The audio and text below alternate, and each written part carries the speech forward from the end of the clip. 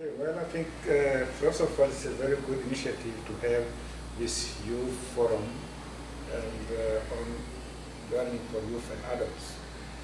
I am Adama Ouane. I'm the director of UNESCO Institute for Lifelong Learning, which is based in Hamburg, in Germany. I'm coming from Mali, which is a country in Western Africa, and from a small village called Bandiagana. And I'm stemming from a small nomadic group scattered around Africa and elsewhere, and could say that my life testified the value of learning and adult learning and education. And this is how education matters, for people's life. Education, learning throughout life, is important for all. The right to learning, the right to education, whether in school, whether outside the school. We are, from my group, the nomadic group, we have a very well-developed culture. We have a very well-settled system of learning, and we value learning. And through this, of course, with the formal education system, I have moved into schools, into education, and get, of course, into qualification. And I had my lycée in a very specialized school in Mali, when I did study in Moscow, and then ended up in my own country, running a large literacy program, directing a literacy department for the country, and taking care of languages, the promotion of literacy in local languages. And we have to devise scripts, alphabet, rules, textbooks, grammar for all these languages, and get a large number of people to be literate.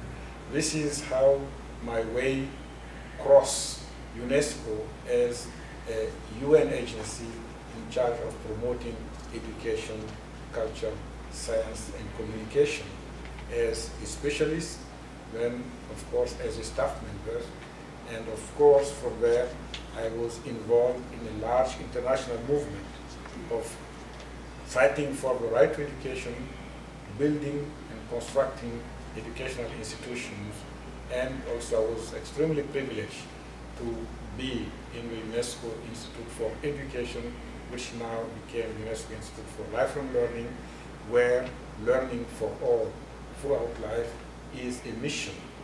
Learning taking place not only in school, in the family, in the community, through media, at the workplace, through communication and new technologies, and also through peers and other interaction. This is what all education is about.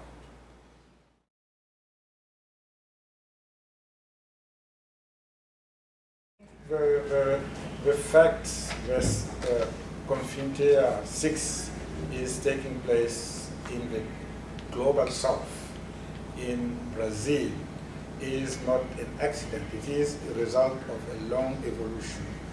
All the previous conferences were held in the north, but even then, the kind of issues, the relevant of issues, the priority has been growing, and developing countries have been putting their agenda forth. The Hamburg conference in 1997 had already a very strong influence of social movement, of organization, community organization, civil society organization from the south. And this is also which has weighted very strongly to this proposal and choice of Brazil as host of CONFINTEA. And it is evident that the discussion here will reflect very massively the concern, the priorities, the worries, and the expectation of the member state of the South in terms of development issues, in terms of cultural issues, in terms of political issues, and of course the movements participating here will get their voices heard.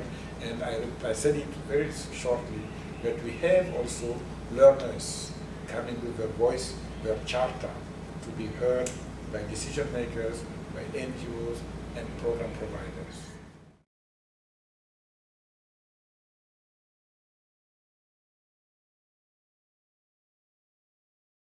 During all the regional conferences we had, so in each region they have really taken stock of the development of adult education. There was, in the early start, a sort of pessimist tone saying that not much has happened. But when you read the national report, you read the activities, the report of activities, then we realize that maybe the expectations were too high, but there have been also a lot of changes in the policy institution, a lot of new legislation for adult education, for lifelong learning, even in the South. We have seen in Latin America, in Africa, in Asia, cases of national countries having new national plan, legislation, and policies.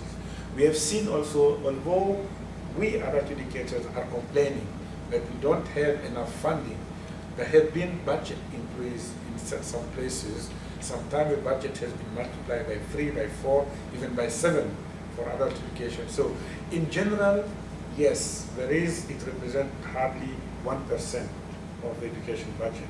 But if you look very closely, you see that in many places there have been some investment, some changes. We have also seen concern for political changes in adult education. The concern also that too much emphasis was given to literacy, not enough to education for young people and adults.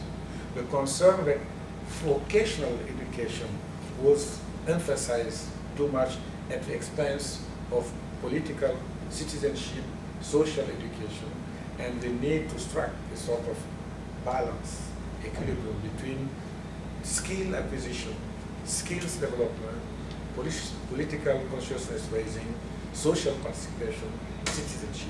So these issues seem to be common in all regions, but they are stronger in some than others.